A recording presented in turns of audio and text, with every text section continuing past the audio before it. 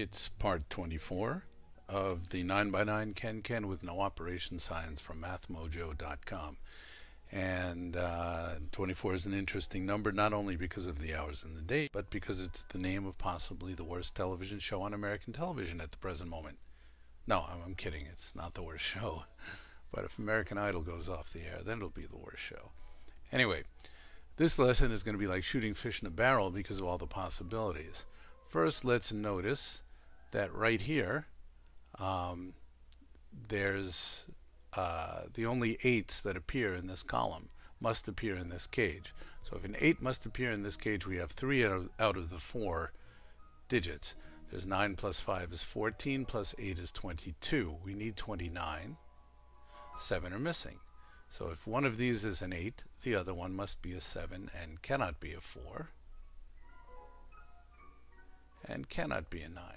We just don't know yet which of these columns the 8 will go in and which the 9 will go in. We also know that if the 7 appears here, it cannot appear here, meaning that it must appear here. That a 9 must appear here. So let's put the 9 in. If the 9 must appear here, it cannot appear here. So let's get rid of that. And if we get rid of that, obviously this has to be the 4. Now there are plenty of other places to go at the moment. Whoops, I'm sorry, that should be a 4. There are plenty of other things to look at. We can't look at them all at one time, so keep in mind I do notice that it should be a 9 below. But right now we're going to take care of this 7. Because we know the only other missing factor here is a 7. So let's put that in. If this is a 7, this cannot be a 7. If it's not a 7, that means there's only a 2 and a 9 in this cage, and a 2 and a 9 in this cage. That means it cannot appear here because it must, in other words, a 2 must appear in one of these cells. And this must appear, a 9 must appear in one of these cells, which means a 2 cannot appear in this cell. If a 2 cannot appear in this cell, then a 4 cannot appear in that cell, and we have our answer for this cage. 2 divided by 1 is 2, so let's write the 2 big and the 1 big. Well, we can eliminate the 2 that is directly to the right of this 2.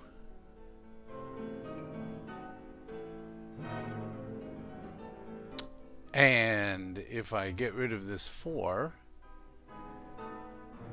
from here before, I can get rid of this. Well, first I can write in this 9 real large.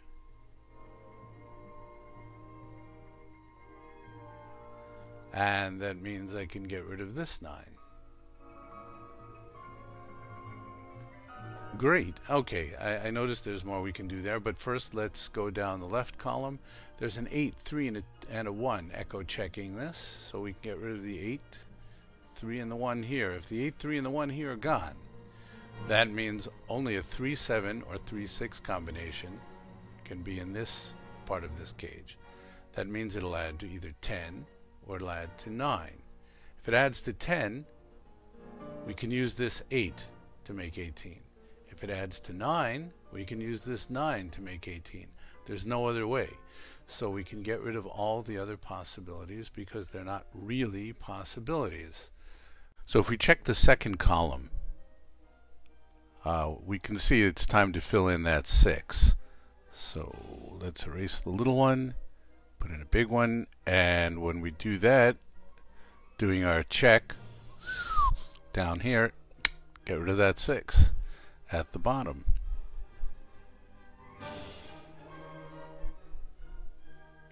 And the 6 at the top. What else can we notice by doing that? We have the 7-5 combination here, 7-5 there, which means there can't be any other 7s.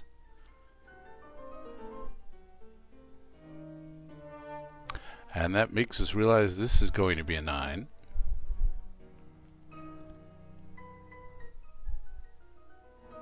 And if this is a 9, this must be a 4.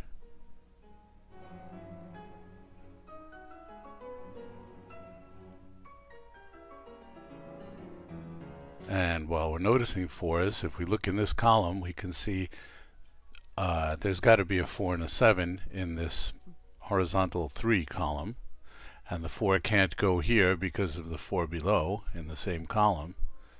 So in this row, the 4 must go here, and the 7 must go here. Double checking. Yep, there's no other 7s in here. It fits fine. No other 4s in there. And that fits fine. So we'll see you in step 25, which will sort of be the home stretch, almost the home stretch.